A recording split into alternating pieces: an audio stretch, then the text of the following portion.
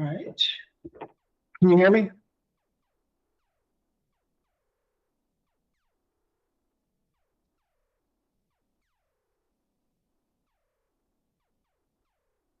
Speak now. All right, there we go. So I'm probably an idiot. I had my new setup for my new USB Google dongle thing. Yeah, I forgot to wire for the microphone. I was like, hey, the earphone was turning on, damn it. And I was like, oh, I pulled the wrong cable, so it's still plugged into the bad USB ports. Like that explains why. But no, yeah, so I have, like I talked about, I got one of those USB dongle things and it used to be working, so not ideal, but once it's under our desk, you don't even notice anymore. So just kind of like whatever. Whoa, yawning on a show. What's up with that?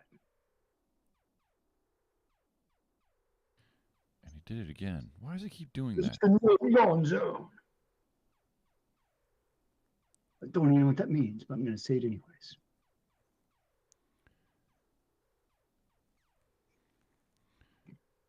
My eldest son has been recording some of his gameplay, and for some reason he records it with the mic muted.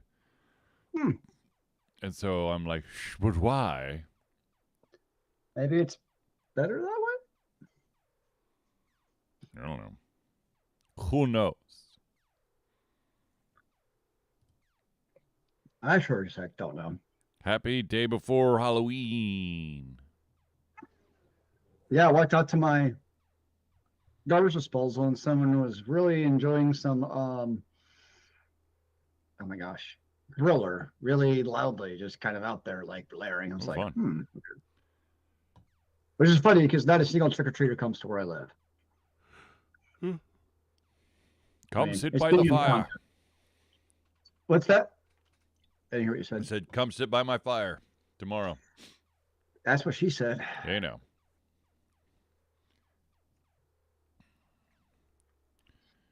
Alrighty. We got about maybe 40 seconds before it's 8 o'clock.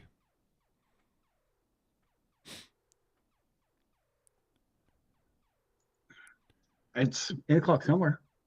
It is. Somewhere in the middle of the Atlantic Ocean. Well, actually, it's almost 9 o'clock there. This was 8 o'clock.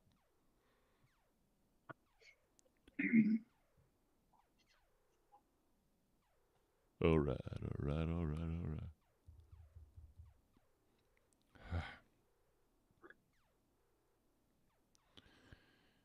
Let's see what we got here, Pilgrim. What are you calling Pilgrim? Huh? What? What? Who say what? All right. Let's do this thing. Have we already done it? I'm already doing it. Mute Zelius for a second, and then we're going to start this thing. There we go.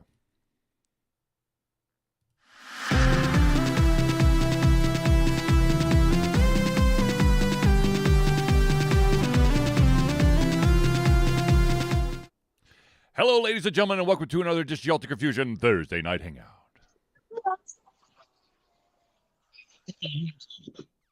Oh, that was very weird. Your what's up actually completely crapped out your mic, so all we saw was you throwing the horns up.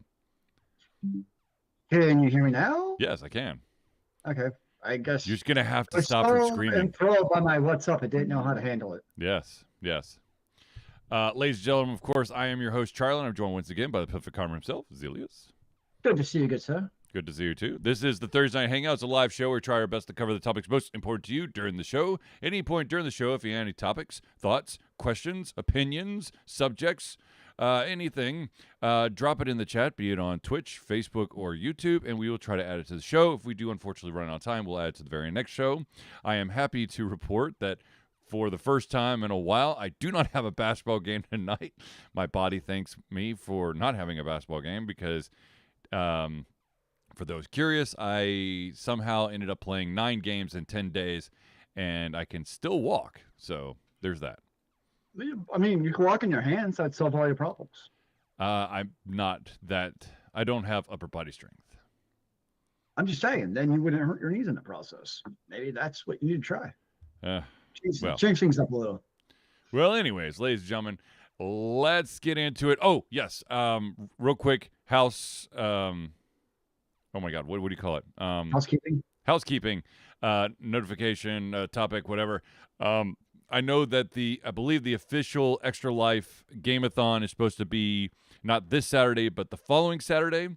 But because of prior commitments, this Saturday is my beautiful open. I'm not supposed to be doing anything Saturday, so I will be doing the 24-hour Game-a-thon this Saturday instead of the following Saturday. Do you have a lineup yet? Sort of. It's gonna be heavy on Hades 2, Star Wars, Outlaws, and Absalom on the Switch, which I will of course be utilizing the capture card, which is capturing Zelius's charming face right now. And then I will probably put in a little. I always have to do some like super giant games. So it might be some Bastion again. It might just become a tradition every single year. I just play it until I beat it. Or some Transistor. I've heard of some worse traditions than that. Then again, I mean, they did make Hades 2, so I'll already be playing that. But that's a very good point. Yes. But yeah, and I guess to change it up, I'll probably play a little Die in the Dungeon, which is, it's a dice rolling game that's got RPG elements. You can always pull something really old school, like some Paladins or some other high-res games that you used to do. I could. Global Agenda. Is that even still installed? I don't think it's still up. What about Defiance? I would have to research that because I know that there was a company trying to bring it back, but I don't know. I never actually. Oh no, you can get it out. You can get it right here, right now. I played it. Okay, well then I might add some Defiance there. And in action. Fine, I might be adding some of that too. Nice. Anyways, so yes, there's going to be plenty of gaming to be had 24 hours straight. I believe due to commitments on Sunday, I will be trying to start probably at 1 a.m. on Saturday and going to 1 a.m. on Sunday, allowing myself to sleep for 4 to 5 hours, maybe 6 hours, and then get up and have to do all the shit that I'm supposed to do on Sunday. So, sounds like a pretty solid strategy to me. Yes. All right, so let's get into the actual show. And the first topic has to deal, ironically, with an MMO, and that is Amazon's New World MMO, which Zelius is really excited to talk about. So I'll let him take it away. Exciting is not the right word. I would actually choose in this case, sir. I'll have you know. Okay, fine. Yes, depressing is more like it. But basically, New World Eternum, the surname for it now. I mean, it's a MMO that came out about 4 years ago. It's been out for a while, and it had some rough patches. Yes. And I was kind of playing it off and on during that time. And recently, Season 10 came out, Night Haven, which was very well received. And I had literally 2 days ago reinstalled it, and I was ready to get back in because I really enjoyed playing the game. It had fun combat. The beauty of the game when you're out collecting is probably the best I played in any game. Okay. The maps are gorgeous. And when you're out, logging or mining, whatever, and the sound effect, it's just really well done. There's a lot of things to like about the game. Obviously, it doesn't make everyone happy, but it's done well. It kind of turned the corner. It basically had like a resurgence Uh-huh. over the last couple of months. Like their servers actually have had a queue for like a month now, which is a good thing. But as you've probably seen in the news, Amazon is laying people off because the profits must go up. It's not even that they were losing money, it's just that they need increased profits to make billionaires even more billions. And thus they are shuttering New World, which is kind of depressing because in the MMO world, one thing I liked about New World was it was not like a microtransaction hell. It was basically the very opposite of something like a Genshin Impact or a now that just came out with Blue Protocol or Mhm. those type of MMO. Like I don't know if they're considered MMOs. I don't actually call them like all those kind of Korean, Japanese, whatever MMOs. Gotcha games. Yes, thank you. Gotcha games, gotcha MMOs. I Yep. don't even know. GMMO is that a thing? Maybe we Um, just making it right here, right now. It's a we got GMMO. gotcha shows. Um, Yeah, it's like it was a serious MMO, kind of like a Final Fantasy or World of Warcraft, Yeah. where like the stakes were there, and like you actually had to play the game to basically power up and stuff. I enjoyed the weapons. They had to like it was the type of game where like to level up your weapons was how much did you use your weapon, Mm-hmm. which I think is a pretty cool leveling system. Personally, I like that. When that Dungeon Siege. Yep, that's it. Yep. So yeah, I've always been a fan of that type of leveling system. I think it's neat. Mm-hmm. So the thing is so really the crux of it is they announced it 2 days ago. Like, so we're patches basically, or like content, I should say, because supposedly get security patches, but we're going to allow the game to run through the end of 2026. Mm-hmm. So they're going to say, wow, that's not going to happen because people play MMOs to play with other people. Yep. I know single player like is a part of it. I totally get that, but I think even people who play MMOs single player, it's still knowing and just that acknowledgement that there's other players in the game. You can Mm-hmm. see them like in hub centers and quests. Doesn't mean you actually have to interact with them. Like, but they're just kind of there, so you get the social vibes. And the other part is, you know, more content is coming, right? Like, Right. Right. there's not like always an official roadmap, but just by virtue of being an MMO, like it's coming eventually, right? And so we put both of those together with a game like New World, and the problem that's going to happen now is people are just going to stop playing it, the current player base, and B, people aren't going to actually want to play the game, or like new players have no incentive to now pick up the game Right. because nobody picks up an MMO with a year shelf life. Like, why? So between both of those, my prediction is the player base is going to collapse exponentially quicker than some stupid C-suite asshat thought it was, and they're going to like shutter it within 6 months, because basically the player base is going to drop off so much, where somebody with an Excel spreadsheet is going to be like, the numbers no longer calculate. Cut the servers, bro. Mm-hmm. And then they're going to have a party because they saved even more money for their billionaire friends.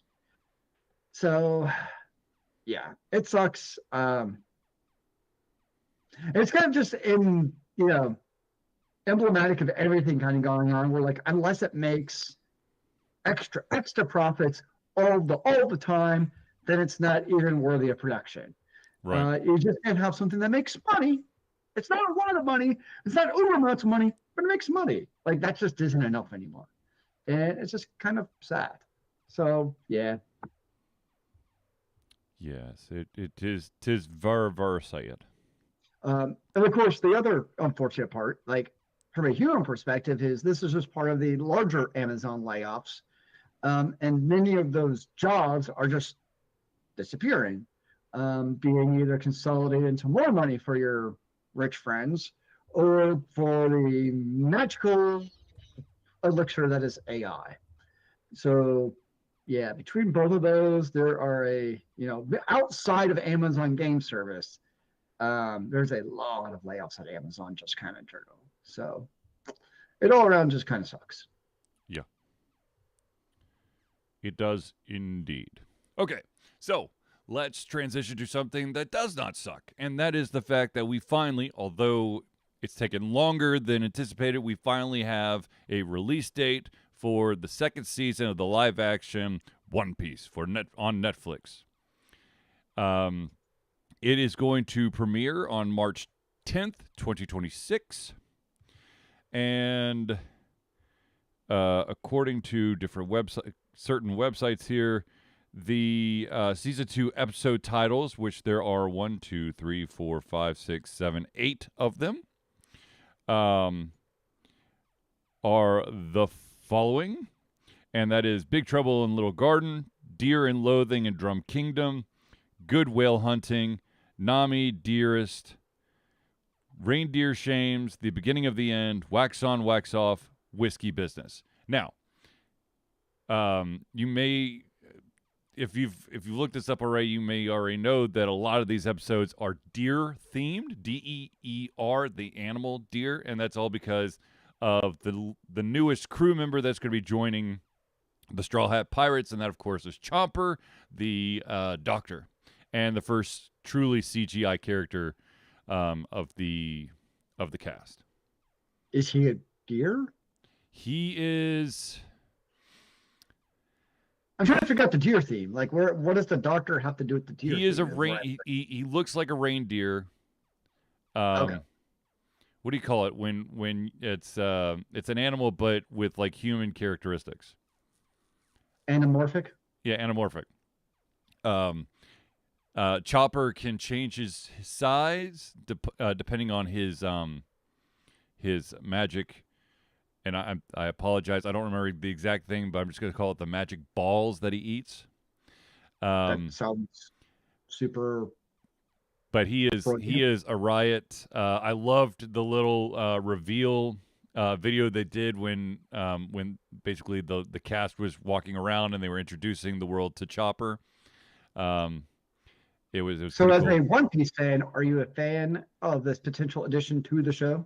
From what you've seen so far. So in the little teaser trailer where they actually introduced Chopper, I was like, yes, this looks like Chopper. Now, how he actually interacts with the crew, that's yet to be seen. And once again, this is you got to remember that they're with this live action version, they're taking a lot of the fluff out of it. Yeah. So I'm not exactly sure how much time, because like the when Chopper gets introduced, it's like, I don't know, 12, 14 episodes before Chopper really, joins the crew. And I think if you look at this, maybe 2 or 3 episodes, so it's going to be condensed, probably for the best, though, to be honest with you, so we could just get shit moving. Who knows? Maybe with season 2 coming out, maybe it'll be time to finally watch season 1. Well, Zelius, I can only hope that you do that, because I thoroughly enjoyed season 1. I, of course, have also watched way too many episodes of One Piece, but not as many as some people out there. I'm basically a third of the way through all of the episodes, which, of course, as we know, there's over 1,000 episodes. So yeah, it's still a metric shit ton. Yeah, I think I finished 386 the last time I checked, but it's been a while since I've watched any. We're just so inundated with anime these days. What's that? I said there's so much anime going on. Oh, that reminds me. Speaking of Amazon, going back to our first topic here, Amazon apparently has snuck in a little feature for AI dubbing, and it is atrocious. Oh my God, it's so bad. I've tried occasionally on YouTube with music videos. I'll try doing the dubbing. Yeah. And it's always terrible.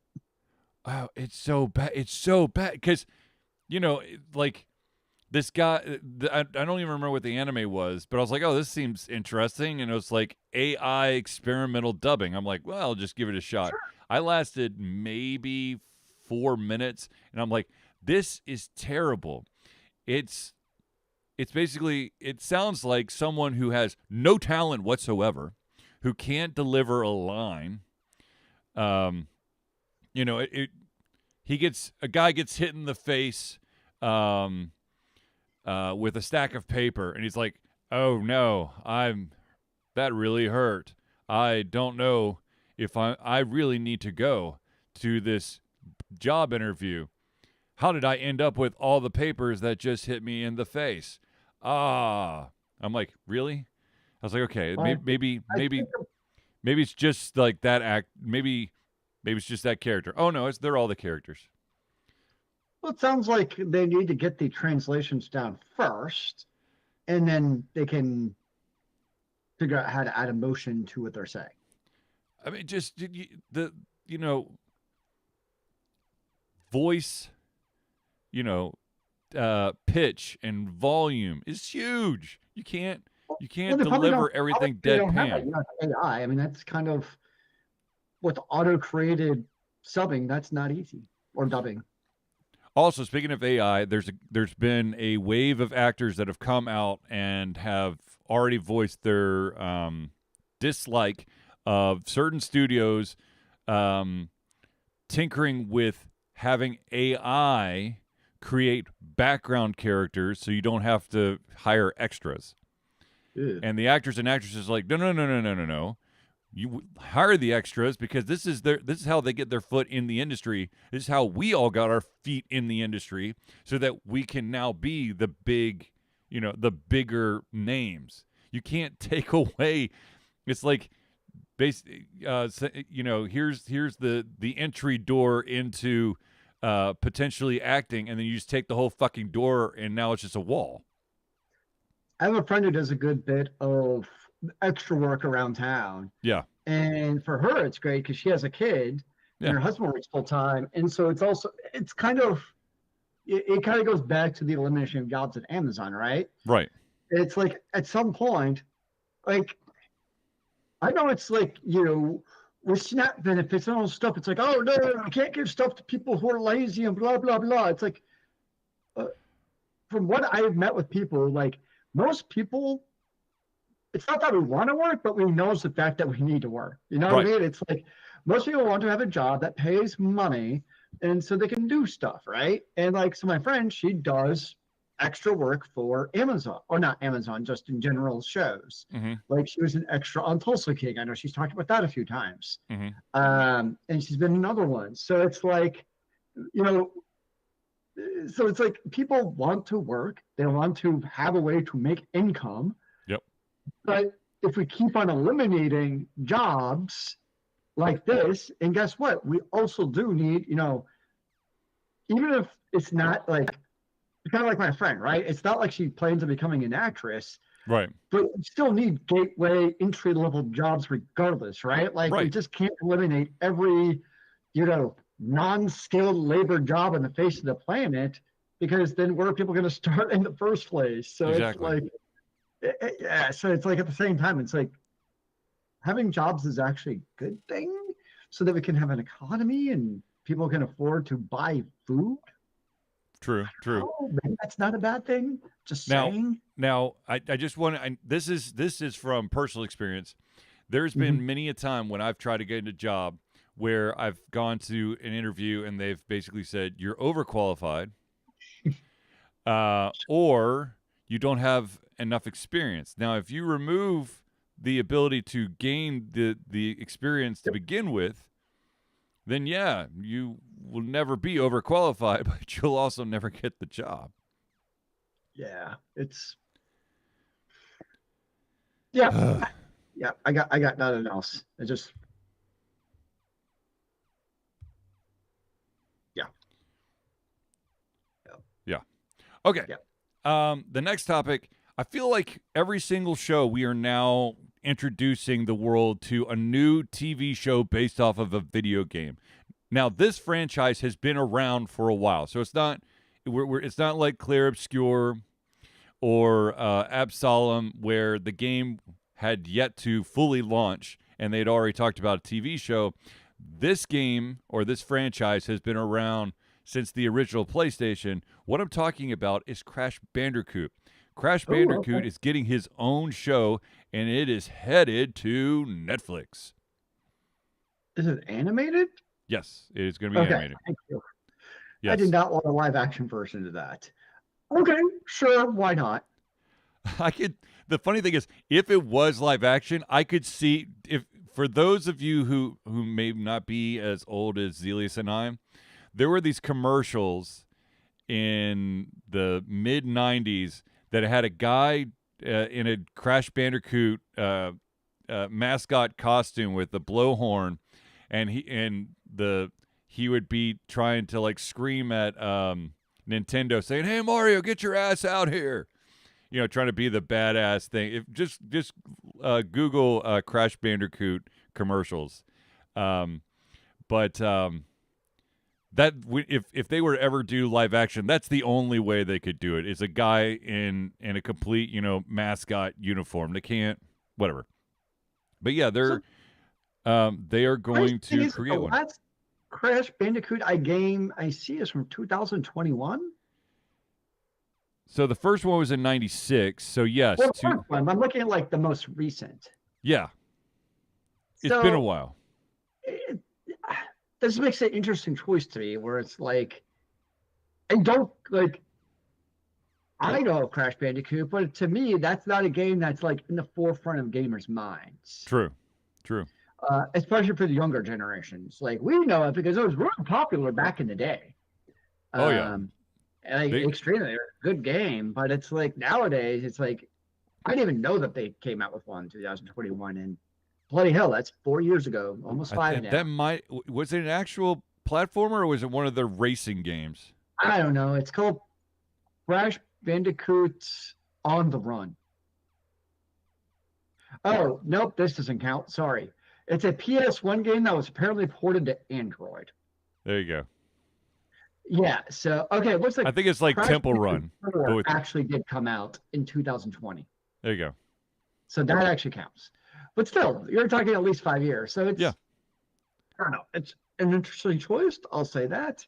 Um, I mean, I'll say Netflix has had a pretty good history with, the anime video game translations. yeah. I mean, they've So had League of Legends, that's Arcane. You have Castlevania. You've had Tomb Raider, Splinter Cell.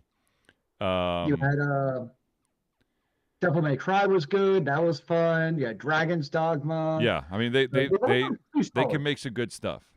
Yeah. So sure, why not? I mean, that's all I'll say. Why not?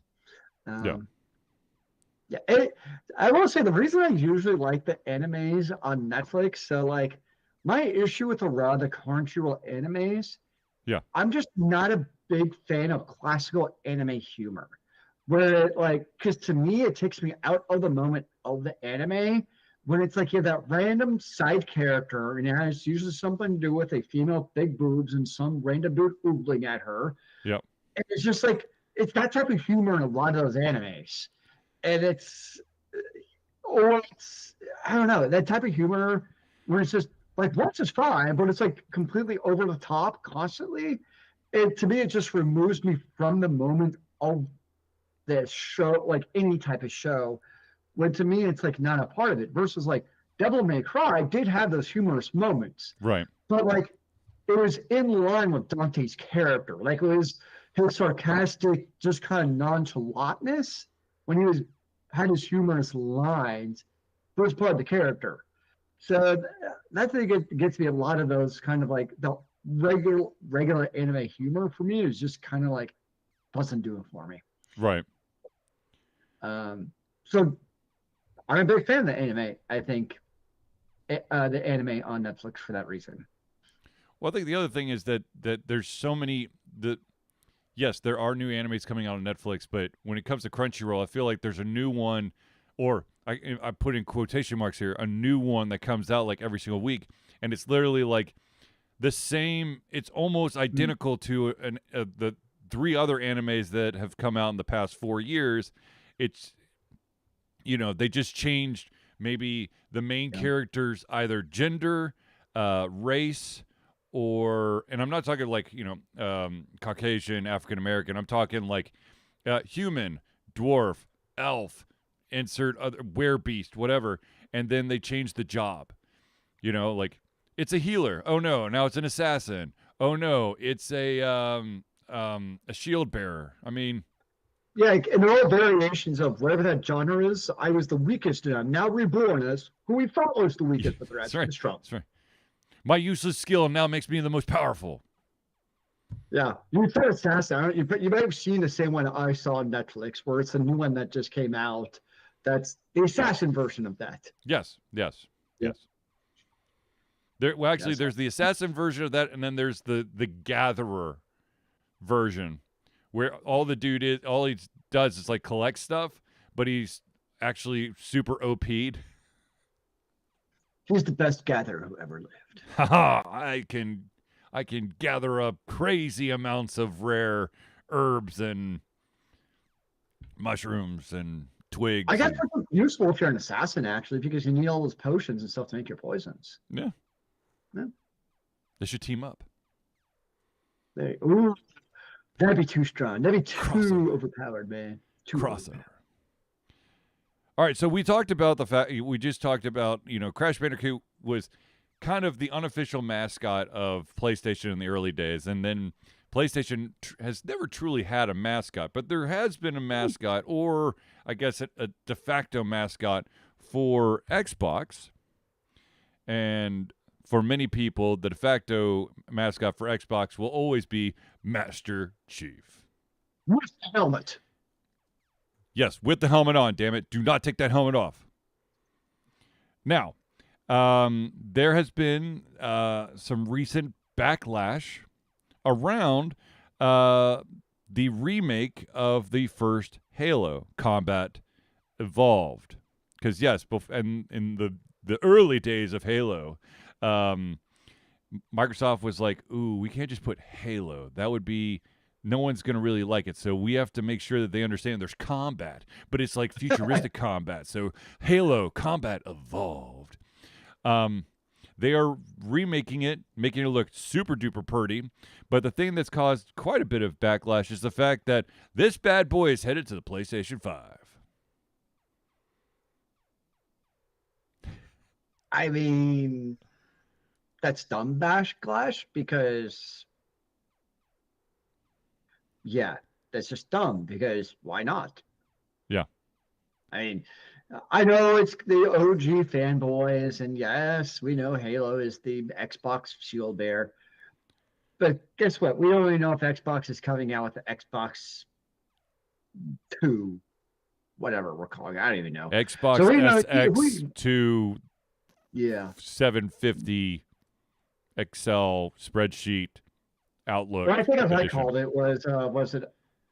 What did I call it when I saw it on our forums?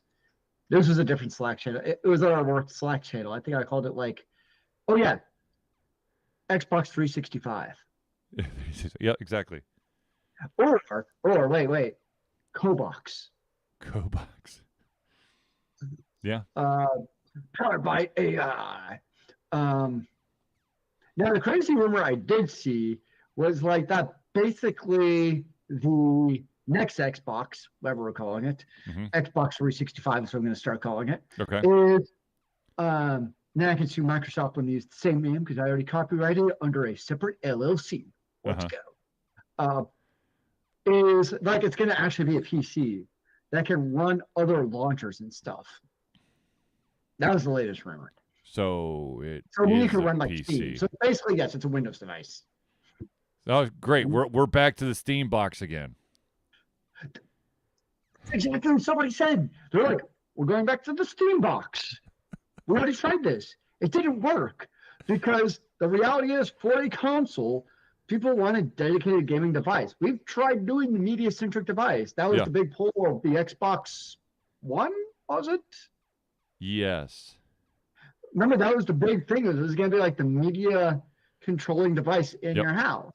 And time again, we've shown that, like, yes, being able to do other apps on your console is nice.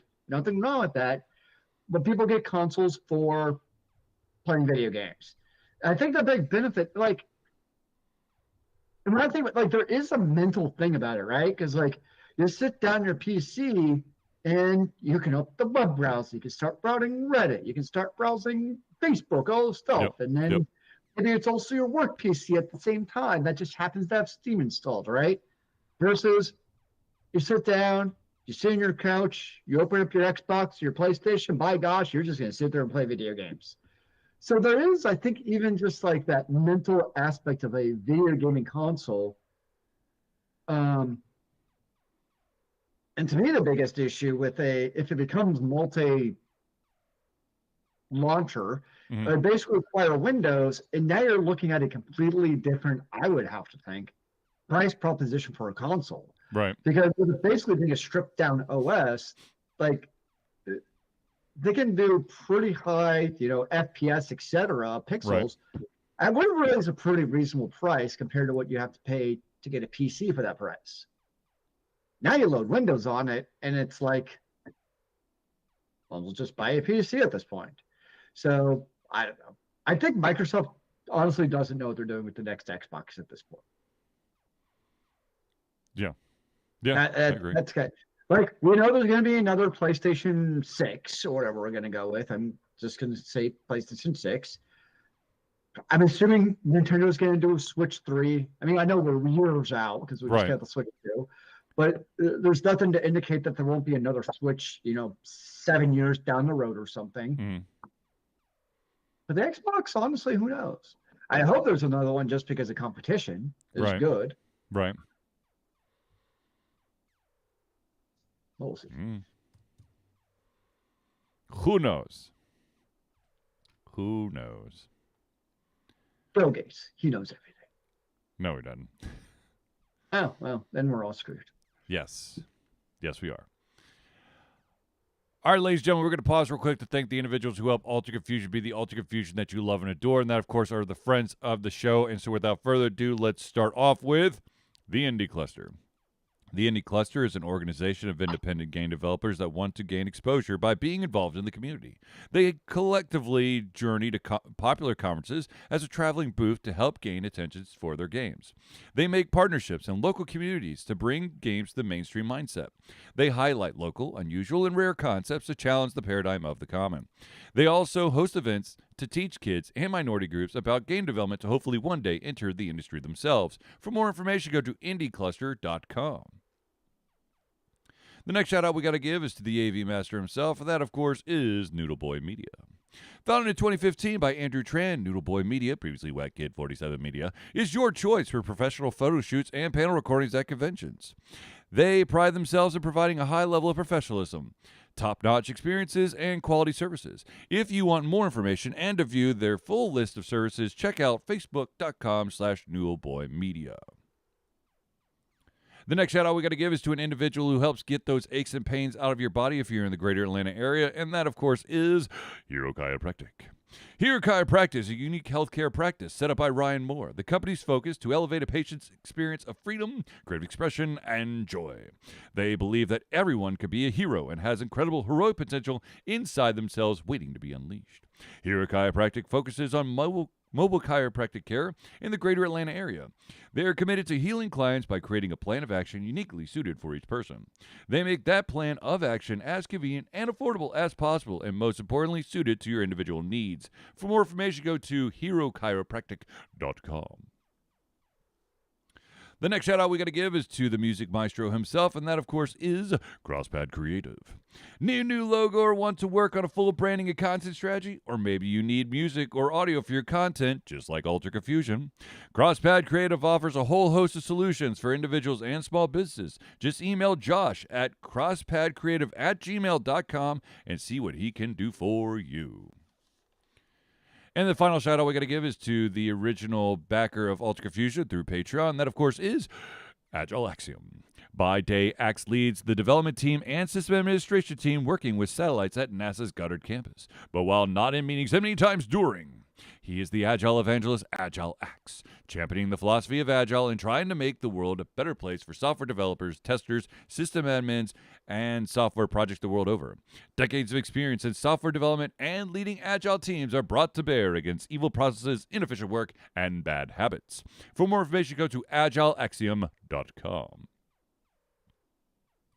Now, ladies and gentlemen, I know at this very moment in time, you are dying to know, how do I become a friend of the show? Well, my friend, it is quite simple. Alter Confusion survives on the love and support of fans like you, and that's why we have a Patreon page. Patreon lets you, the fans, lovers, haters, demigods, interdimensional beings, gods, demons, aliens, vampires, werewolves, mummies, swamp creatures, zombies, supporters, and more to become active participants in the work we love through a monthly membership. This gives you access to exclusive content, community, and insight into our creative process. In exchange, we gain a bit more freedom to do our best work and the stability we need to build an even stronger creative career. We currently have 2 tiers that you can pledge at. We have the $1 a month tier, that's $1 a month or $12 a year. What that gets you access to is early access to all of our playthroughs, as well as the ability to participate in Patreon-only posts. Now, if you're feeling extra frisky, you can bump that up to $5 a month. That's $5 a month or $60 a year. And what that will get you is everything at the $1 tier, but you'll also gain your name or organization added to the Friends of the Show section of every single Thursday night hangout. So if you want to become a patron of Alter Confusion, go to Patreon. That's patreon.com/alter. Early in the show, but I just want to bring it back. Ladies and gentlemen, Alter Confusion is proud to say that we have been fundraising for Extra Life for 14 years straight. Extra Life is gamers doing what they do best, game, to help sick and injured children in their chosen Children's Miracle Network Hospital. The money that we raise through Extra Life will go directly to Children's Healthcare of Atlanta as unrestricted funds. This means that the hospital decides where and how to spend the money to ensure the dollars we raise make the biggest impact in the lives of the kids they treat. So if you have the capacity to donate, please go to extra-life.org and search for Altered Confusion. Also, ladies and gentlemen, I know that some of you out there have been dying for me to tell you how you get your hands on some sweet Alter Confusion merch. Perhaps like a hat or a coffee cup that looks slightly different than this one, but it is still a coffee cup. Or perhaps you want that very durable vinyl sticker. Or perhaps you're looking for the Alter Confusion beanie. Well, ladies and gentlemen, all you got to do is go over to alteredconfusion.tv/merch, and you can check out all those items and more. And of course, I would stockpile them just in case, you need an extra couple hats or cups or beanies or stickers, because stickers you could put anywhere. I say, if you get enough hats or cups, you never have to clean them. Exactly. Anyway, so ladies and gentlemen, once again, alteredconfusion.tv/merch. Alrighty. And also, real quick, the Extra Life thing, I am doing it this Saturday from 1 a.m. to Sunday at 1 a.m. So come stop by, chit-chat, make sure that I am still functioning, make sure that I do not have a mishap of, 8 years ago now where I fell asleep on top of my controller and I was walking into the same wall for 8 minutes, and thankfully a friend saw that and called my phone and woke my ass up. So, what's the fun of being able to function? anyways. All right, let's jump back into some more news. All right. When you have your first big hit, especially if you are not a AAA studio, there are going to be tons of fans that will scream from the mountaintops that you need to make a sequel to this amazing game that has been blowing everyone's minds. And for the most part, a lot of developers will be like, okie dokie. That was not or is not the case with a studio called Motion Twin. And Motion Twin is the company that gave you Dead Cells, which is a phenomenal, amazing game. It's hard as balls, but that's probably another game I'll play during the game-a-thon. I'm going to be honest. It's a platformer. You're trying to get all the way through. You got several bosses you got to kill, and so everyone's thinking, okay, the obvious thing is they're going to make a second Dead Cells, and they decided not to. What they decided to do is create a game called Windblown. Which isn't bad, and I might play that too, but it definitely is not Dead Cells. And they just said, we did not want to get trapped in trying to catch that craze a second time with a game that was going to be, probably picked apart because of things that we tweaked from the first one. So they decided to go in a completely different direction. The thing that's interesting to me about sequels is, by and large, I feel like sequels try to like reinvent the wheel. Yes. But like they turn the wheel into like a square hexagon. Yeah. So it's like they take and they just change it. And the antithesis, I would say, would actually be Hades 2. Uh-huh. Meaning, like, literally, like, to me at least, like, they changed some things up, obviously. Yes. But Hades 2 is really Hades 1. And I don't say that, and that's not a bad thing at all. Right. Like, they took what they knew worked, and they basically just made it the same, which, again, that's a great thing.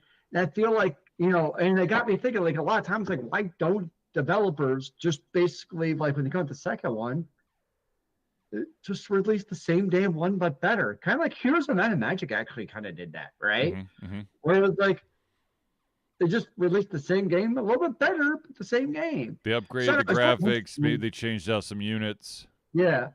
And it's especially if you're like, I really like this game. Yeah. Just give gamers more of that game. That's basically the same thing. And guess what? People are going to not just buy it, but enjoy it. Right. And I for me personally, I think that that type of strategy works exceedingly well when it comes to single player games. MMOs, sure. Yeah, now you're fracturing your player base. That's fair. Yeah. Well, I guess that's what DLCs are for. Which is why you'll never ever see a World of Warcraft 2. Yeah, I'd say RuneScape is really the only one that does I guess Final Fantasy 14 technically with 11, but you're right. Like most were going to do that. I'd say RuneScape is one exception. Yeah. Where like World of Warcraft actually does that because they have, I don't even know how it works, but they have like Classic, and then they have different versions of Classic. That's all I know. Yeah. What am I? Why does it work? Try explaining it to me. I'm like, I don't know what's going on here. They've made so much money that they can do whatever the hell they want to with World of Warcraft, and people will still flock to it. In a way, though, it's kind of like what I was actually just saying, right? Like, I know it's not technically a sequel; it's like a prequel. Yeah. But it works. Yeah. Obviously, people want it, so don't reinvent the wheel. Just give them the wheel again, and it's obviously working. Just change out the tassels that are on your handlebars, okay? That's really it. That's what it is. So, so more power to them. It's doing what it's supposed to. Yeah.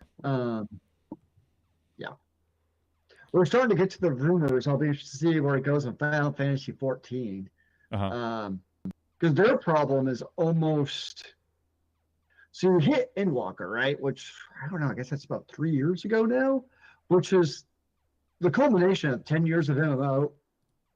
Am I still here? You may have lost me. What? I got you're kind of still here. Okay. Can you hear me? Yes. Okay. So like 10 years of like basically MMO storytelling told. And it's almost like in a way like the gameplay wasn't bad, but it was almost like secondary to the story. And it was phenomenal. Like it worked. And then it came out with Dawn Trail, where the story was kind of like, Uh-huh. I'd be very curious to see where they go. I know we're still like probably a year or two out from, the next expansion, but like the combat experience is not great on Final Fantasy 14. It's not bad, just kind of like,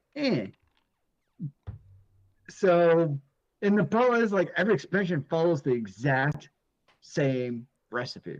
You have 6 zones. You go explore the zones, and honestly, like 80% of it's kind of filler, where you're not really doing anything germane of any actual interest. So I'm very curious to see because I guess I already mentioned, so Dawn Trail, a lot of people have left Final Fantasy 14, honestly. But it is because the story's just not as interesting. You're seeing literally the same gameplay for the last like 6-7 years. So I'm very curious to see if they change anything up for the new expansion, or if they say or announce they're going to actually change anything up, or if it's going to be the same as it. Because at least, like, I know I haven't played WoW in years, but everything I've seen is like they're at least trying to do new things and make like interesting changes.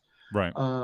Whether or not they succeed, another thing. But I think at some point you have to change things up from an MMO. You can only do the same thing for so long. Right. Right. All right. Let's go to the topic that makes Charlie and potentially Zelius kind of happy. Happy topic. Let's go. So here is the deal.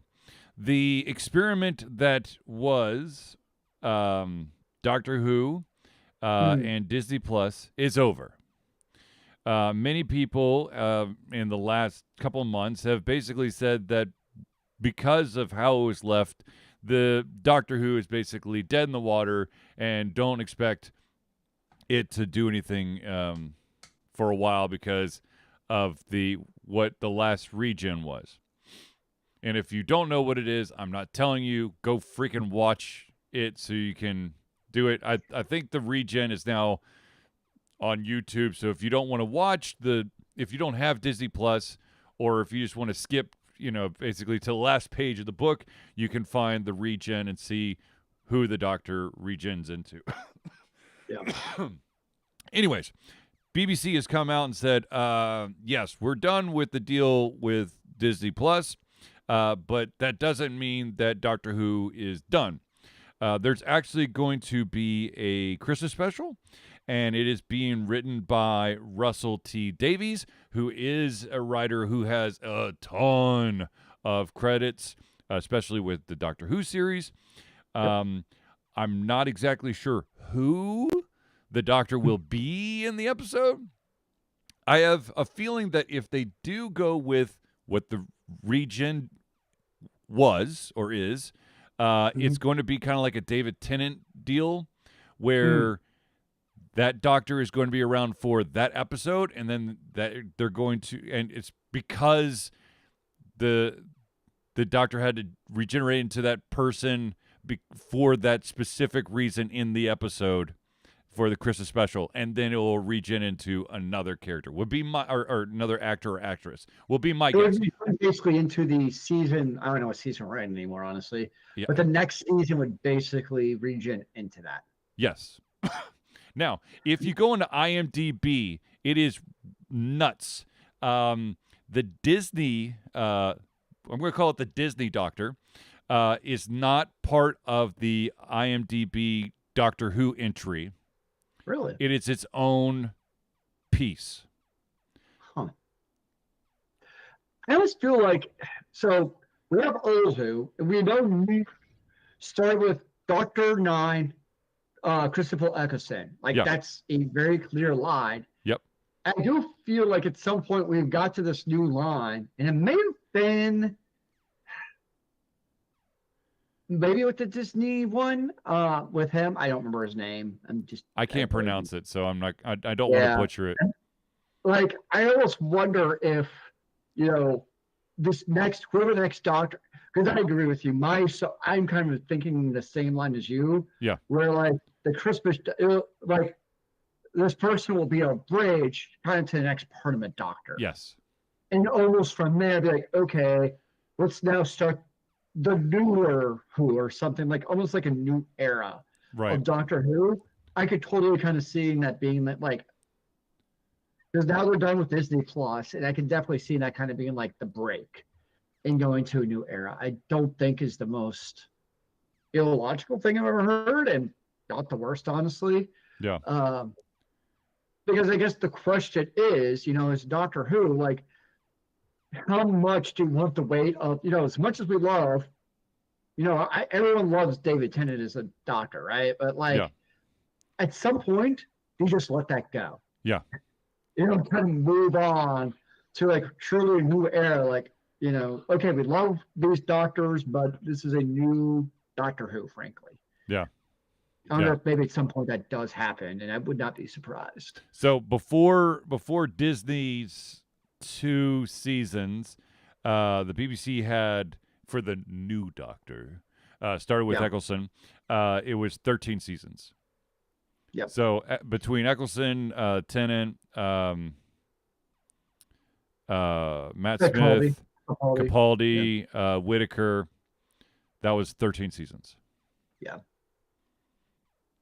Yeah. Some point it should probably happen. Yes. Yes. As long as they're still the TARDIS. Yeah. I mean, If they get rid of the police box, I'll be like, okay, what are you doing? It's no longer Doctor Who. Like, Yeah. you can change up the sonic screwdriver. That's cool. Give it a different flavor for each Doctor. I appreciate this. But you have to have the TARDIS. Yeah. Yes. So okay, then the next topic I got to bring is just there are certain times where gamers come together and do like the weirdest, craziest thing in games. And case in point, there is a game out there called Victoria 3. Mm-hmm. And the players, many players, banded together and decided that they were going to see how many deaths by famine they could accomplish in a single year in this game.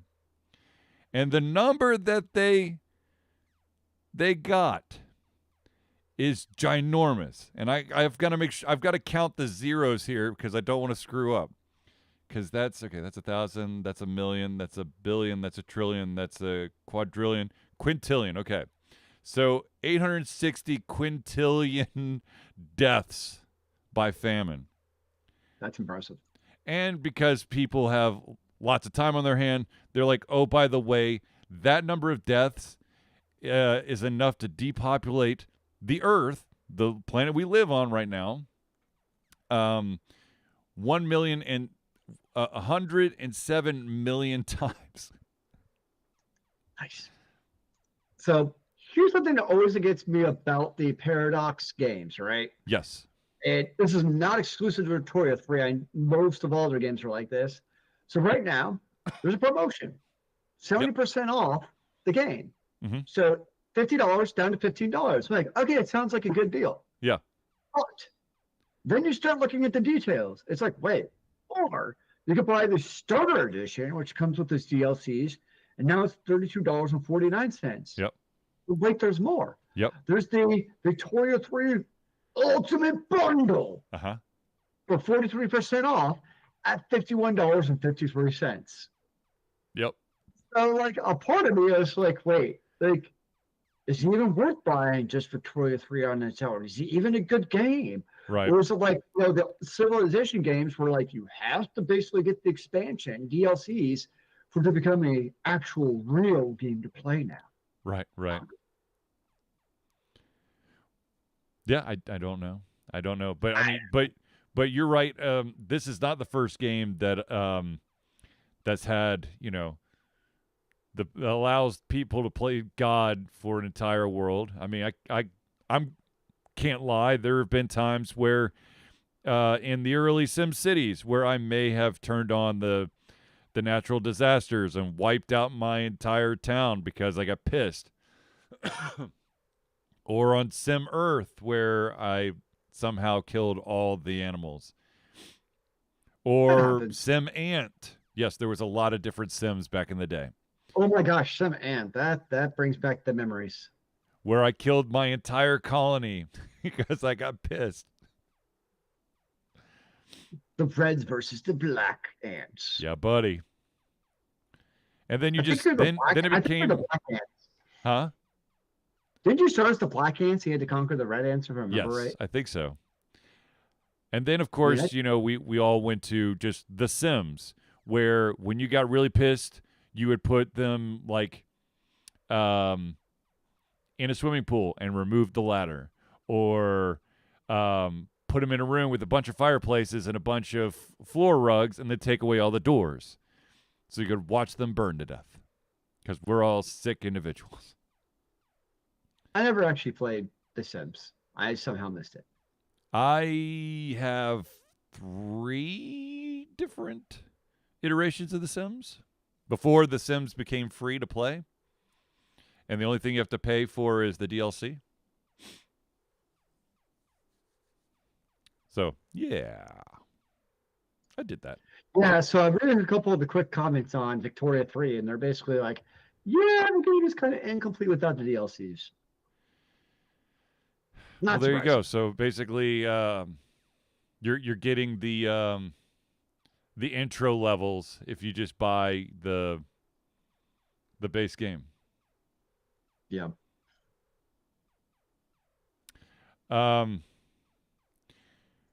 So there's another story out there. This one was all about the game that I was extremely let down by, Starfield.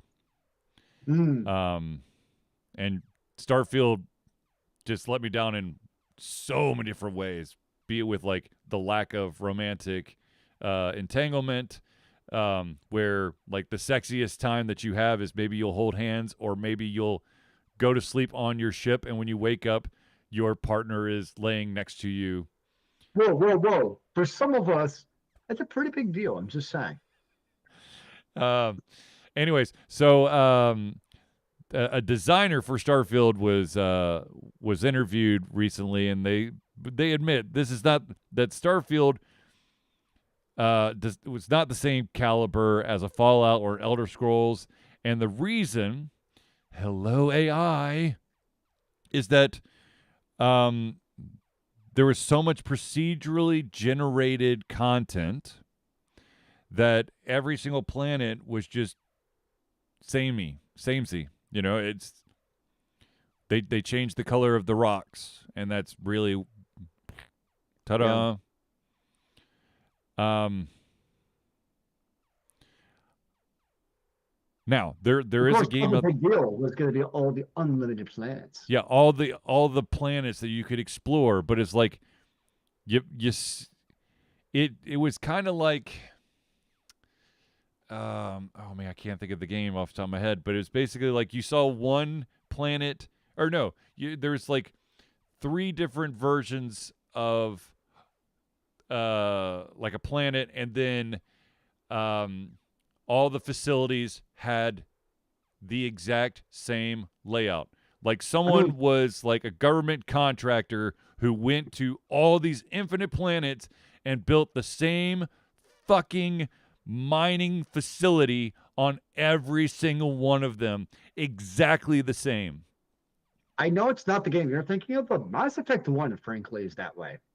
Where when you explore the planets and you go into like the facilities, they're all the same layout. Yes. To the point where you'll see on your map where there's this room, you can't even get to the room because there's just not even a door there. Yes. Like, well, it's the same as Dragon Age 2, where they used the exact same map over and over and over again. And to be cool, what they do is they would basically flip the map upside down or rotate it 90 degrees. And instead of having the map update where there's now walls, you would still see the opening, but there would just be rocks in front of it. And you're thinking, okay, there's definitely some way that I can open this. No, you cannot. It's just that they were fucking lazy and didn't fix the map to meet the specifications of the dungeon. So it's interesting. So looking at my Steam list of friends who have played Starfield, obviously some people have liked it. So hours played, 122 hours, 307 hours, 153 hours, and 120 hours. So obviously, but then you do go to the next people, and you have 10 hours and 4 hours. Yeah. I'm one of those high numbers. I will fully admit, because the thing is, you get so used to just rinsing, repeating, and then and for me, praying that this next planet is going to be different when it's That's not. fair. Yeah. It's not, but I always hold on hope. Ah, look what you did to me, Zelius. I give you hope. What? No. You crushed my soul again. Dreams do come true. Uh-huh. So let's go. I'm gonna go back and try to do like a palate cleanser here. Seriously, the game that I've been playing, I've really been playing two games as of late, and that is Star Wars Outlaws. Which, by the way, if you buy this game, and I know that a lot of computers come with an SSD now. Okay, solid state drive. You have to install it on a solid state drive. Do not try to play the game if you do not have an SSD. Because oh dear God, you are going to scream because shit don't work. Like it does. Like the load in times are slow as balls. And when you're actually in the game, if you run, God forbid you run in the game, the textures and sometimes the floor will not render fast enough, and you will get trapped. Wait, don't you have an SSD? I do have an SSD, but I also have another hard drive, which I thought was also another SSD, and it's not, by the way. And actually, if you install it on a non-SSD hard drive and you load into the game, it will flash a warning up saying that you really need to put this on an SSD. Gotcha. Yeah. But anyways, play it on an SSD, and it is a lot of fun. Though there is a lot of sneaky stealth stuff that I suck at. I have yet to get through an area where I'm supposed to be sneaking around without raising suspicion. I have always screwed up at some point and had to shoot my way out. I mean, hey, if it works.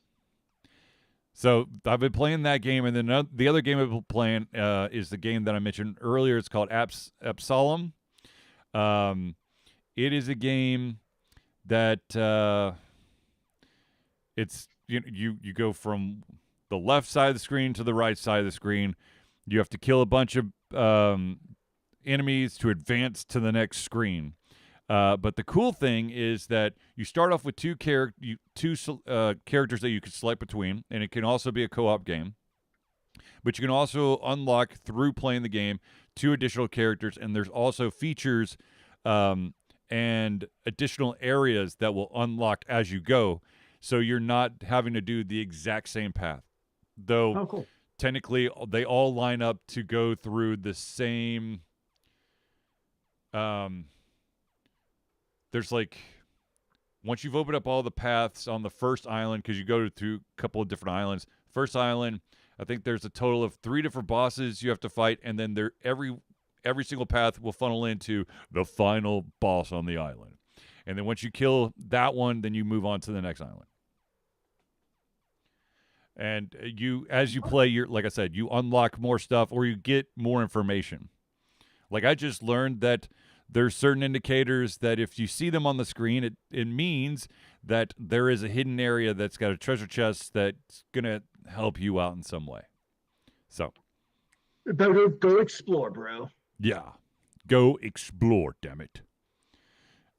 In however you can. Because, I mean, like I said, you're basically on a screen. And sometimes, yeah, it kind of scrolls a little bit because it's not like you're locked on a single screen. It's not Double Dragon or Streets of Rage, like the arcade editions. Yeah. Teenage Mutant Ninja Turtles, Battletoads, whatever you want to say.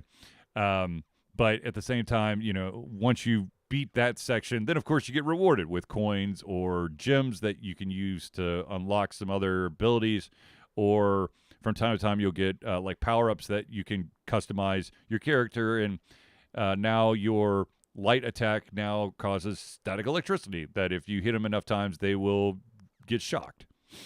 Nice. So it's a good game. I could kind of see where a story or an animated feature or TV show could be used for that game.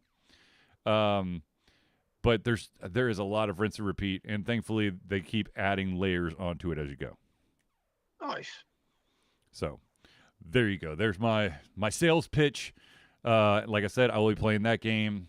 Star Wars Outlaw, Hades 2. Probably those 3 games will be my mainstay unless I get completely burnt out and I need something, colorful and silly. And then you'll see some random ass games because I always have those random games. Nice. Yeah. And of course, Zelius is playing Blue Protocol Resident Star, which Uh-huh. it's a gacha MMO. I'm enjoying it, but I don't know if I would actually recommend it. One of those type of games. So, but it's also a game like I could stop playing tomorrow. Like I enjoyed it, but I can also stop playing tomorrow and just be like, whatever. Yeah. Like I can feel like I lost anything when I just stopped playing it. So it's Right. It's there. It's a game. I was like, it just came out. I enjoyed all the players at once. It's kind of a fun experience, but there's not really a whole lot of meat to the game. So I'm just kind of whatever. And I did tonight watch the first episode of the new Witcher season 4, and I enjoyed it. I will have to watch. I don't think I actually watched season 3. It's like, Liam Hemsworth, he's not Cavill. Henry Cavill. Yep. Like some of the things he can tell when he tries to emulate, it's just not the same. Yeah. I'm like, sorry, bro, your fuck just is not the same. Yeah. So there are some things he does, but overall, if you're able to separate the whole drama of Henry Cavill leaving and all that blah blah blah, yeah, like there are some good one-liners, there are some good action sequences, there are some storyline setups. So I'm like, okay, I'm into it. I'll watch the rest of the season. So, but I've also never been one where it's like, this must follow the story of the video game in the books, or spawn and it must burn in hell. Well, the books and the video games don't really match up anyway, so. Yeah, so as far as it following the canon, I'm I don't know what canon is for The Witcher, so I don't really care. Definitely very much made you could tell, I will say, going into season 4 in the opening, they obviously tried to distance themselves from Cavill's Witcher with how they started it. And it's just kind of like, oh, okay, we got to here. Sure, whatever. Yeah. Yeah. But I'm enjoying it. All right, we'll go. Yeah. Yeah. All right, then. Okay, so ladies and gentlemen, once again, Alter Confusion's Extra Life will be this Saturday. That's November the 1st from 1 a.m. until 1 a.m. the next day. Come, stop by. If you haven't donated, please do if you have the capacity. But other than that, I'd like to thank everyone for tuning in to the Alter Confusion Thursday Night Hangout. What's the matter, Zealous? New mic stand? Huh? Do you have a new mic stand? No. I thought it used to light up red or something. It does light up red. You just can't see it. Okay. Sorry. Someone's been playing with my mic stand. Anyways, ladies and gentlemen, thank you for tuning in to the Alter Confusion Thursday Night Hangout. For myself, Charlie, and Zelius, it's been a pleasure giving the camera our heads, our mouths, and of course, our hearts. We'll be back for another Thursday Night Hangout next Thursday. And remember, kids, keep on gaming in the free world. Amen to that, brother.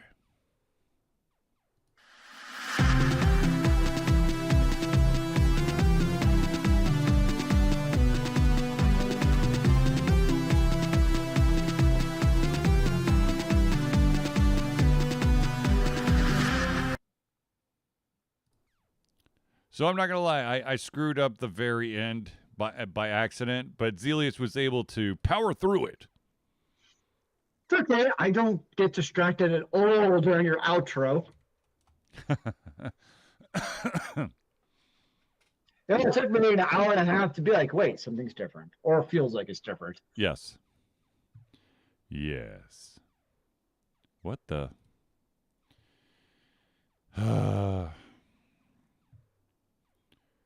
What are you doing, computer? Just trying to do random stuff. Oh man. Okay, well, he could do that later. Goodbye.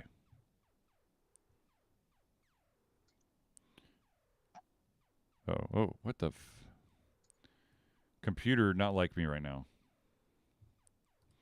Anyways, yes.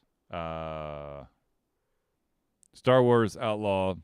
I unfortunately ran into a couple of glitches today Oh no! where it froze. I think I just needed to restart my computer.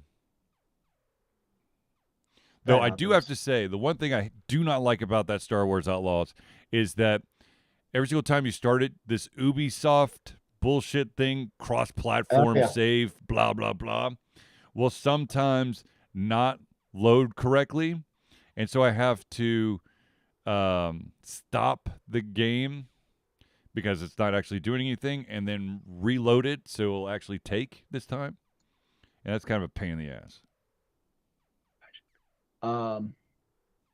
What time is tomorrow for Halloween? I will check with the boss and tell you All right. exactly. All right. Yeah, just let me know. Yeah, no, I think that'll work. Okay. I might even bring a special hat Woo! from Dragon Con. Yeah. Still sitting in my closet. Nice. So, yeah, it might be the last time I ever wear it because damn, it doesn't suck to wear. All right. Yeah. Maybe throw it in the bonfire. Oh boy. That good, huh? I could traumatize some small children, I suppose, by doing that. No! All right, folks, we are going to end this stream. I'm going to talk to Zelius off air, but